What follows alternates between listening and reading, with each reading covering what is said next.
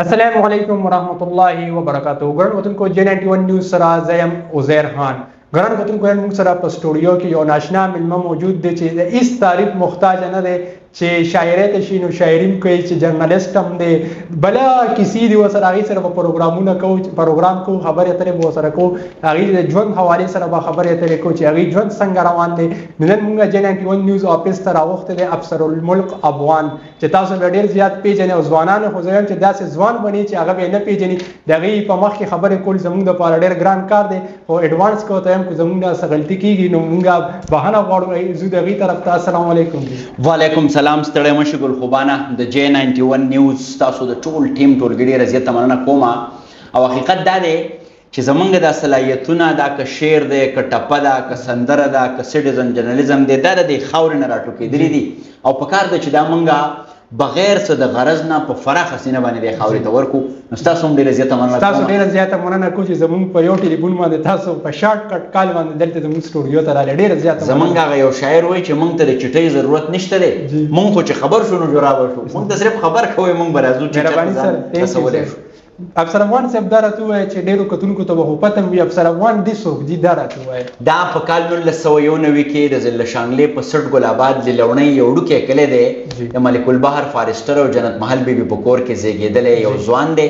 چې لومړی زده کړې هم هلته د یو ځایي شخصي سکول نه وکړې بیا 14 د ملکڼ پوهنتون نه 14 مې د پېښور پوهنتون نه وکړو د جرنالیزم یا د رسنیو زده کړو کې او بیا مې پسې پښتو لټریچر کې هم یو ماسټرز وکړو او دغسې بیا په دې پوره دنیا باندې ورخور شوم د ټپې د شعر د ادب د کمپیرینګ د دې د لارې نو هغه د کال 1991 ماشوم نن د افسر افغان په شکل کې تاسو وینئ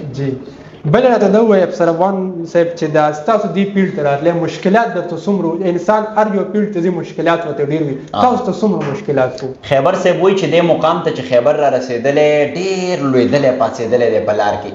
خبره دا ده چې په پښتنه منطقه باندې خفه کېږو به نه خو په یو داسې سفوکیټډ قید غیر ماحول کې یو ځای ته ځان رسول بیا په خصوصي توګه د کریټیو انډسټرۍ د لارې خدمات کول چې ته ټپه هم کې ته شعر هم وې ته سندره هم وې ته تھیټر هم کې ته ډرامه کې هم راځې دا ډېر حقیقت دی چې ګران کار وجه څه ده چې نور قامونه فاصلې وهي لګیا دي پښتانه یو بل لخپې وهي لګیا دي مونږ ځای په ځای باندې کله د مذهب په نوم باندې خلک مونږ ایکسپلایټ کوي کله مونږ د ذات پات په نوم باندې کله مونږ د کلتور په نوم باندې او داسې نړیوال قوتونو نه والا او تر د کورني قوتونو پورې نو زمونږ د پښتنو زیاتره خلکو ذهن قید دی نو بیا په دغه قید ذهن کې یا په جمود معاشره کې چې ته د ښکلا کار کې یا په تیاره ماحول کې چې ته یو رڼا لګې په زول او طوفان کې چې ته لیدکې وړې نو د دې خامخا یو زور وي یو تکلیف وي نو حقیقت دا دی چې تر اوسه پورې مونږ لا د خلکو کنزل په دې سینه کې زغمو خلک راته اوس هم دم وایي په دې سینه کې ډېر په خندا په خوشحالۍ په روڼ جبین باندې زغمو او د دې معاشرې اوس هم ډېرې لوی نفسیاتي مجبورۍ دي مسلې دي نو مسلې شته دی خو مونږ کله هم دې مسلو نه مسله نه ده جوړه کړې په مونږ که چا کاڼې راویشتی دی نو مونږ د هغې نه یو پل جوړ کړی دی او مونږ یې پې ځان ته لاره هواره کړې ده نو په پښتنه ټولنه کې بدبختانه چې خلکو ترقي کړې ده مخکې تللي دي مونږ لا هغه قبایلیت کې پراته وو چې هر نوي کار ته هر ښه کار ته هر کریټیو کار ته مونږ د سپک سپور په نظر ګورو د ډم په نظر ګورو یو څه بل څه نو دا بې علمي شته دی په معاشره کې لږه ډېره خو مونږ پکې خپل د برخې کار وکړو یو بل افسر افغان به نور کار وکړي بل به نور کار وکړي او دغه خبره ده چې اوس قافلې دې بې خطره درومي مونږ په لار کې مشالونه بل کړو نو ستونزې وي خو مونږ د هغې نه ستونزه جوړه نه کړه مونږ پکې خپل د برخې کار کړی هم دی او نور به هم کوو جی افسر افغان صاحب بل راته دا ووایي تاسو شاعرۍ ته څنګه رالې تاسو صحافي هم یې جی دا زه په اتم ټولګي کې وم چې زمونږ په سکول کې به بزم ادب کېده پیرنټس ډے به کېده نو استادانو به وایي څوک پکې څه ویلی شي او زما دا ډېر شوق و چې زه پاڅېدی ما څه خبره وکړې زه د توجه مرکز شوې نو ما به وایي زه ویلی شم د منګلور رشید احمد دی خدای وبخي دا د سوات د منګلور یو ښه شاعر دی به زمونږ د کلي ته او زمونږ حجرې ته راتله زما تره لالاجي به دی راوس ده به منګې هم غږو او د به سره شعرونه هم وي نو د دغه شعرونه به ما اورېده نو ما به بیا هغه په سکول کې وي هغه خلکو ډېر خوښول د وړوکوالي نه اجراسیم راکي و هغه ورو راپارېده نو به چې زه کله ملکن پوهنتون ته رالم نو ماته یو اندازه وشوه چې یو هنرمند هم زما په وجود کې شته دی. او بیا چې کله پېښور ته راغلم نو ساحو لیکونکو مرکه ورته وایي قلندر مومند صاحب ډېر لوی لیکونکی پاتې شوی دی د دې وطن. نو هغه ساحو لیکونکو مرکه جوړه کړې وه په کال 1962 کې. نو بیا هلته ما کېناسته شروع کړه.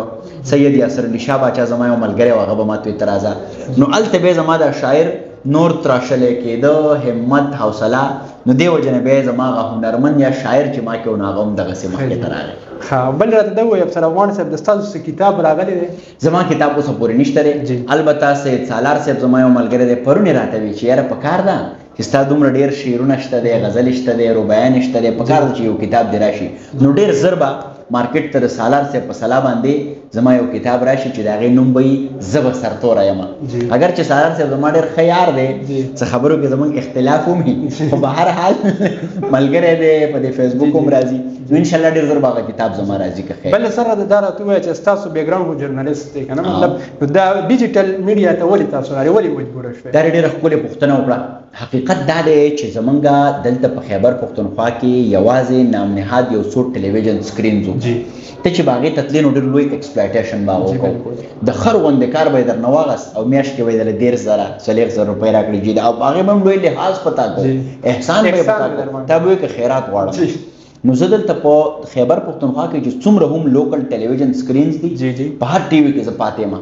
خو د هغو د مشرانو ایکسپلایټیشن یا هغو چې د کشرانو سره په کومه رویه باندې خبرې کوي دلته پروفیشنلیزم چونکې نشته. زه خو به دنیا کې وګرځېدم تر نیوزیلینډ او چینه پورې لاړو خلک د کشرانو ډېر ښکلی ټریننګ کوي تربیت یې کوي خو دلته به دې موږ ایکسپلایټ کولو. نو ما وی یا خدایه موږ جرنالیزم ډېر وځله وکړو چې هر ځای کې به بېعزتي هم خورو او سړی به راباندې احسان هم کوي او کار به هم موږ کوو. په دې منځ کې دا ډیجیټل میډیا راله او دې رو زور نیو. نو کله چې تا کې یو ټیلنټ یو پوټنشل وي نو بیا تا ته د هیڅ کم چا ضرورت نه وي. نو ما د هغه ځای نه د کوم لوکل ټلویزیون سکرین چې د دې نه مې سویچ کړه خپل هغه ته ډیجیټل کنټنټ کریشن ته چونکې موږ سره خو جرنالیزم و موږ سره آیډیا وه موږ سره سټوري وه موږ سره خبره وه موږ سره لفظونه و موږ سره سکرپټ و. نو هغه ټول چیزونه چې مې دلته وکارول نو ډېر لوی ارګنایزیشنز دومره سبسکرپشن او فالوورز نه لري څومره چې زه یوازې لرم. دا هغه ټیلنټ و هغه پوټنشل چې موږ په کار راوست. نو چونکې هلته به زما د احساساتو پوره ترجمانی نه کېده زما د لفظونو هغه قدر به نه کېده. په سوشل میډیا یا نیو میډیا باندې زما خپله پالیسي ده خپل سینسرشپ دی خپل سوچ دی. نو دلته زما د احساساتو مکمله ترجمانی کېږي نو ځکه زه د هغه قید نه د ازادۍ په لور باندې رالم. آزاد یې آزاد په دې کې. بل سر دا راته ووایه سوشل میډیا افسر افغان څومره بدل کو؟ زه به دا ووایم چې افسر افغان که نن افسر افغان دی نو دس از بیکاز اف سوشل میډیا. حقیقت دا دی چې په پوره نړۍ باندې وپېژندم. چاته مې خبره کوله د دې ځای نه تر نیوزیلینډ او تر چینه پورې موږ ځو 1 روپۍ به موږ نه لګي ټول ملګري مو سپانسر کوي خو هغه داسې سپانسرشپ نه وي. ګوره زما د ژوند یو بل اصول هم دي زه خلکو ته یم چې زه خیراتونه نه غواړم سوال نه کوم زه به سرویسز راکوم د هغې په بدل ماته سپانسر راکوئ د هغې په بدل ماته چارجز راکوئ. نو موږ لاړ شو هلته غټ غټ کلچرل ایونټس وي شوز وي نو هغه له موږ هوسټ کوو نو د هغې په بنیاد باندې هغه موږ سپانسر کوي. نو سوشل میډیا ماله دا راکړو چې د ضلع شانګلې لیلونۍ سټ ګلاباد افسر افغان د نیوزیلینډ په اکلینډ کې او د چین په بیجینګ کې په زرګاو پښتانه پرې راغونډي او څوک ورته هاره چی څوک ورته ګل راوړي او څوک ورته ګلدسته راوړي. نو دا د سوشل میډیا برکت دی. خو د سوشل میډیا د صحیح استعمال سوشل میډیا ګوره ډېره په غلطه طریقو هم استعمالېږي لایو ټیک ټاک ګیمینګ کې بالکل سره هغې طرف ته راخطا یم ما یې تاسو خبرې وکړې بس راځه ورو هغې له راځه. افسر افغان صاحب دا راته ووایه دا ټیک ټاک پکې دا څه بلا ده لکه مطلب یاره جي یقین په خدای وکړئ دې ته زه ناصور وایم دې ته زه تر ټولو لوی ضلالت وایم او بیا هر هغه پښتون بچی چې د خپل سوچ لا پوخ نه او دې ته دې دنیا ته راولې د ټیک ټاک لایو ګیمینګ سایکالوجي دا ده چې ته خلکو ته ډېرې پیسې ورکړه ته د خلکو نه د هغو کلچر د هغو ژبه د هغو حیا د هغو درنوالی د هغو ټریډیشن د هغو روایات واخله. نو هغې موږ سره ډېر په لویه پیمانه دا وکړو. زموږ په معاشره کې هغه ځوانان پیغلې چې هغه ښه د کار خلک وو هغه د خبرې خلک وو د شعر ویلو خلک وو هغه د ټیک ټاک لایو ګیمینګ کې ډیجیټل خیرمارۍ ته کېناسته. سر هغه الفاظ چې کوم استعمالي نو موږ یې دلته استعمالولی نه شو. دا یاره یقین په خدای وکړئ چې استعمالول څه کې موږ یې اورېدی هم نه شو. هر هغه پښتون چې د هغه د یو مور د یو پلار تربیت شوی یو بیک ګراوند لري یو عزتمن سړی یقین په خدای وکړه ټیک ټاک لایو گیمینګ کې د کنزلو ته نشي ټینګېږي دې زمونږ مکمل لهجه پلی تکړه دې زمونږ اخلاقیات واغستو دې زمونږ ژوند واغست او زه دا ګڼم چې پښتنو ته پر روان وخت کې تر ټولو غټه مسله بدای چې زمونږ او زمونږ د بچو به یو بل سره رشتہ پاتې نشي هغه به کنزل کوي او مونږ خو کنزل منو سر پنجاب سیټ ته بیغه کو نو وګورئ چې راځي پښتون راځي او پښتون کنزل کوي اصل وجه دا نه چې بدبختی زمونږ دار چې پښتانه غریبانان دي نو غریب سړی د خپل روزګار لپاره کله کله د هر شي اسرا کوي د ټیک ټاک ته تاسو په سموده وردانګلو ته ما پکې پوره یو هفته دوه مې پکې کار کړو کنه خو زه چې کله پوه شوم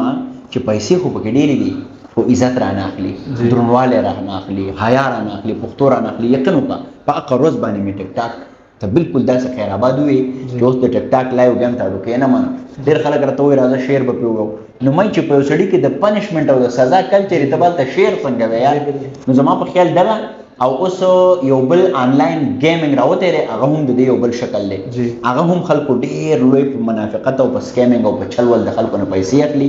ټیک ټاک درنه حیا عزت اخلي او هغه درنه پیسې اخلي نو تر څو چې مونږه په ډیجیټل دنیا ځان پوهه کړی نه او داسې د استعمال کوو نو دا دومره خطرناکه ده لکه ماشوم له چې چاړه په لاس کې ورکړي یا اولاد اور سوی په لاس کې ورکړي یا به تا سیزي او یا به بې ځان سیزي بالکل سردار ته دې مخنیوي به څنګه کېږي ټیک ټاک هر کار چې ته زړه نه کول غواړې ډېر آسان دی په دنیا کې داسې څه نشته چې ناممکن دي امپاسبل از پاسبل اټسلف چې دا ام ته لري کې دا پاسبل پاتې کېږي خبره څه ده چې زما او ستا په خپل فیملی په خپلو کشرانو په خپلو بچو نظر څومره دی ما یقین وکړه خپلې کوروالا ګلویش ته ویلي دي چې زه به ستا نه باقاعده دا تپوس کوم چې د ګلرنګې هغه اوس را لویه شوې ده نو موبایل اوس مې ماله بایل پاپا ماله بایل زه یم چې ما ته دا پته لګي چې ګلرنګه کم کنټنټ ګوري او د دې د ورځې څومره استعمال دی د موبایل دا دومره خطرناکه دنیا ده چې د دې استعمال ته څومره کې دا اډکشن دی نشه ده نو ما هغې ته دا ډېر سټرکټلی ویلي دي چې ګورې زما ماشومه ګلرنګه د ورځې د ګنټې نه زیات موبایل استعمال نه کړي یوه دویمه د موبایل په اثره به دا نه اوده کې نه به یې راویښې او نه به یې خاموشه کې اکثر ماشومان ضرور دا ډېر خطرناک کلچر دی اټ مینز چې د مور سره دومره هنر نشته دی چې دا غلي کړي چې ته به دا ټول عمر په موبایل غلي کړې دا خو تا برباده کړه دویمه ده چې د مور ته خدای پاک یوه جذبه ورکړې ده هغې ته ممتا وایي ممتا د دنیا تر ټولو عظیمه مینه چې کوم دا تشبیه هغه د مور سره ورکولی کېږي خدای پاک وایي زه تاسو سره د 2 اویا میندو برابر مینه لرم دا به یې ویلي وو که نه چې د 2 اویا پلارانو برابر مینه لرم یا مونږ ویو دا زما د مور ژبه ده مونږ دا کله نه دی ویلي چې دا زما د پلار ژبه ده مورنۍ ژبه یعنې د مور مینه دومره زوروره ده نو دا مینه اله زوروره ده او اله ریښتونې ده چې دا بچي ته توجه ورکړي دا بچی په خپلو خبرو باندې تسلي ورله ورکړي نه چې په موبایل باندې دا میندې اکثر خبره کوي وایي هاي لوڼه مې خبره نه مني ما ته نو بس تا څه خبره ومني تا د هغې خبره منلې ده چې واړه وه هغه د موبایل لور د ستا نه ده نو لهذا مخنیوی داسې کېږي چې مور او پلار ډېر تارولی انتهایی د سوچ سره خپل د بچو په کړه وړه ناسته ولاړه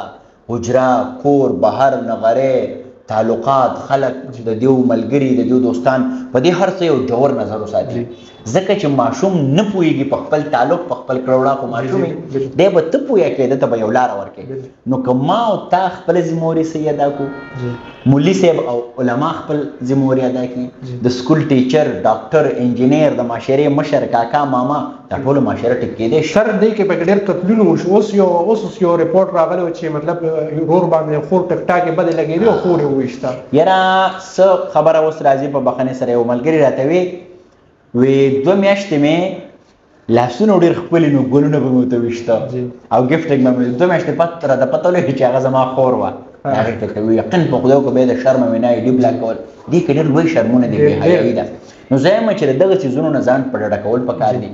رزق خدای ورکوي دا ایمان پکار دی خلکو د رزق اسره اغستې ده خو هغه پیسې په هغې باندې زه لعنت وایم یقین وکړه چې هغې کې بېعزتي هغې کې سپکوالی بیا هغه خبره راځي هم دقه سالار صاحب پرون یې راته وی یوه ویډیو وه یو کس وایي چې د خپل پیج نه شیر کا ماته وي زما پیج نه مې په ویډیو کې سي نو هغه وایي چې یو گیم دی او زر ډاونلوډ کړو دا ماته سر دی روښه ده هغه وایي چې 50000 روپۍ راکې مې چې 50 لک روپۍ هم راکې کنه دا مې ایمان دی د خپل الله سره مې وعده ده چې زما د پیج نه بدانه شیر کیږي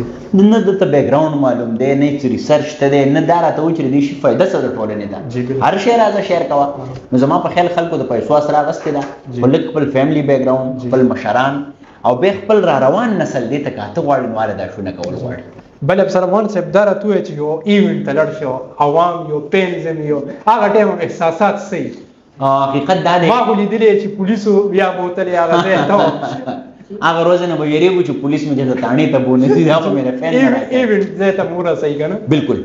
دا سیدا چې دا هغه دانش صاحب وایي چې زما شعر زما پیغام دی او ښه عام دی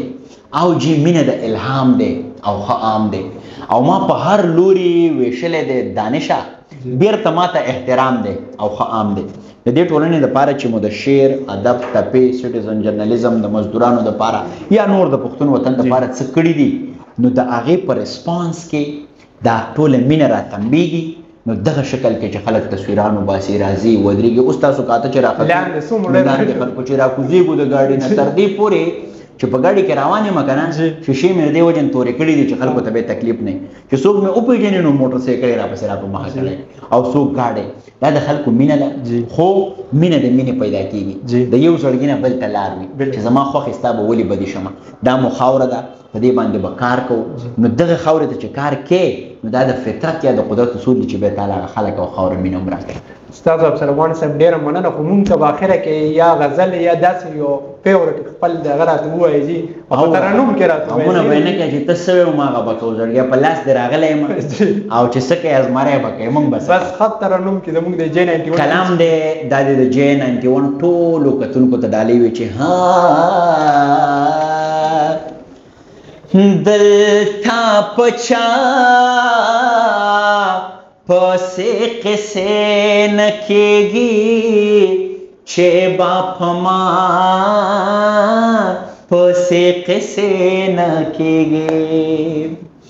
تن بیبي نه لالای ځوانا تن بیبي نه لالای ځوانا خود بانو تا پسې قصې نه کېږي چې باپ ما پسې قصې نه کېږي دلته انسان داسې دهشت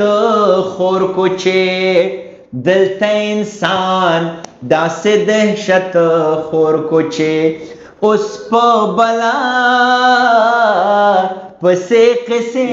نه کېږي چې باپ ما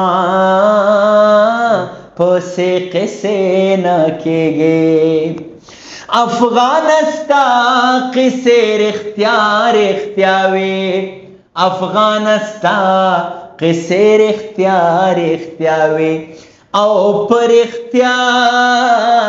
پسې قصې نه کېږي چې باپ ما پسې قصې نه کېږي او په ما شکمن جانان خبر کې